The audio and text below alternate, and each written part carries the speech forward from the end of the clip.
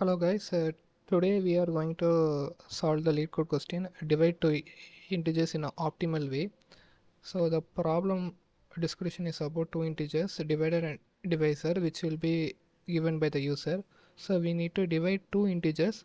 So the real challenge is we need to divide two integers without using these three operators, multiplication, division and mod operator. The integer division should truncate to a 0, which means we have to return the integer answer as a round value, not in a decimal value. So note, assume we are dealing with the environment, so we have to imagine that our system holds only the integer range, which is minus 2 power 31 to 2 power 31 minus 1, which is inclusive. If it is go behind this range, we need to simply uh, return the integer dot max value or integer dot min value. So here they gave two edge cases, sample edge cases, which is they will give the dividend number and the divisor number. We have to divide. So the 10 by 3 is 3. Actually the number is 3.33 and so goes. So as the question mentioned, we need to return only the round value. So in as you can see that in example 2 they give the 7 and the divisor is minus 3. So there will be a huge chance of the numbers will be in both negative and positive. So we need to handle those conditions also. So okay, we can move to the approach. So here you can see that the divider and the divisor will be given by the user. So the normal division means we need to simply divide the number 10 by 3. So the answer is 3. So the real challenge is we don't need to use these operators into or division or mod operators. So the normal division means subtracting the dividend by the divisor until the dividend is lesser than divisor. So which means here we can take that example. So we need to check the dividend is 10 and the divisor is 3. So we can check the number of times also. So if we do the operation like 10 minus 3,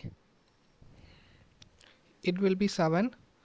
So we need to increase the time I also. So we need to check the 7 is lesser than 3. No. So again we need to subtract by the divisor, which will give 6. When we doing this operation, we need to increase this ith value also to remember the times. So again we need to check the answer with the divisor. 6 is greater than 3, so we need to, sorry, it's not 6, it is 4. 4 is greater than 3, so we need to do the operation 3, which is 1. So we need to increase the ith value. So here we see that the dividend is lesser than 3, so we can stop here now. We can return this ith value.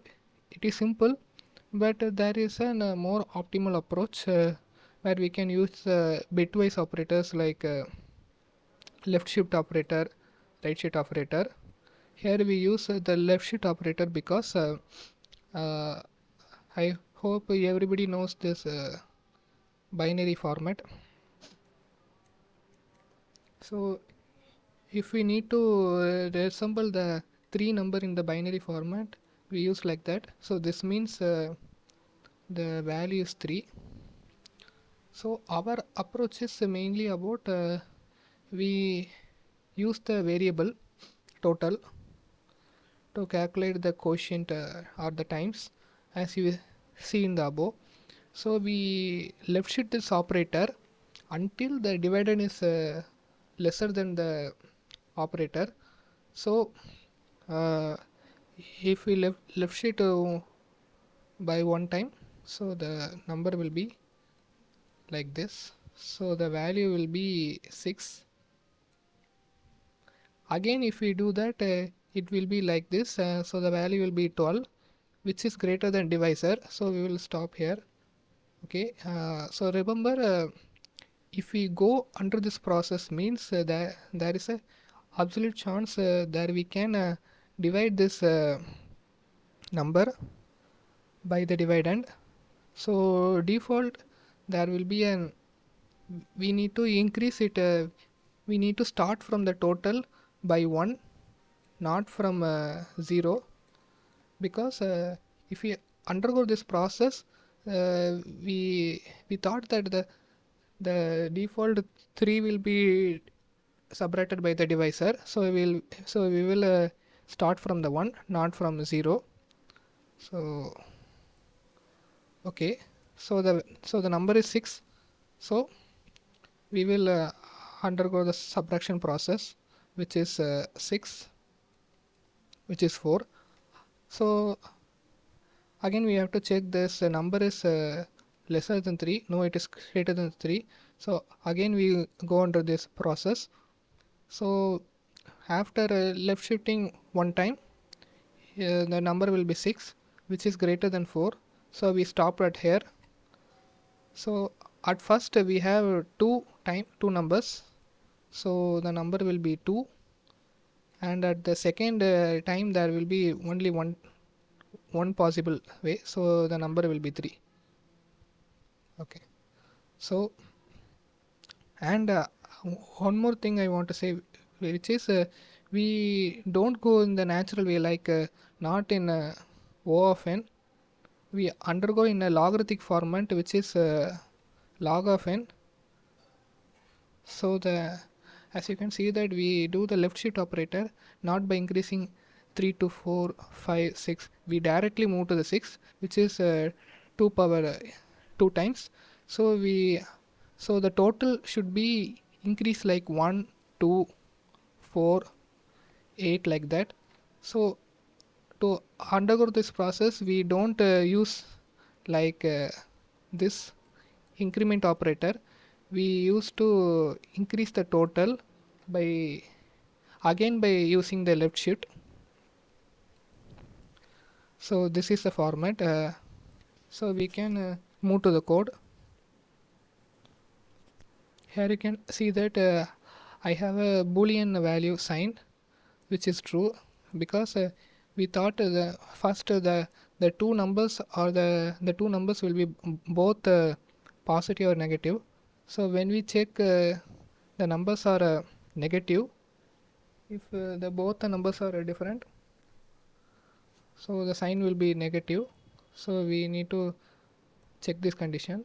So and we also the check the number will be absolute. We typecast this number into integer to long, because to there will be a decimal value, so we need to undergo this process, and the answer will be also at first the answer will be long. So here we use the while loop. So in the drawing board I say it like that, we need to do this process until the divisor is greater, dividend is greater than divisor. So this is a condition. So the count will be 0 at first. So we will inside that there is another loop. Here we check if we do the left shift as one more time, as like in one more count, whether it is greater than or equal to long dividend. If it is greater than or equal to long dividend, only that we can append this count. We were just checking in this if condition to do this operation. So if you think about it, you can clear. And as I can mention, the total operator we cannot use like total as this. because we are moving in exponentially. So to increase the total operator, we also exponentially increasing it. So then we will divide the long dividend by the long divisor as the using the count operator. So we will undergo this process until the long dividend is lesser than long divisor. So here I have a result value. If the sign is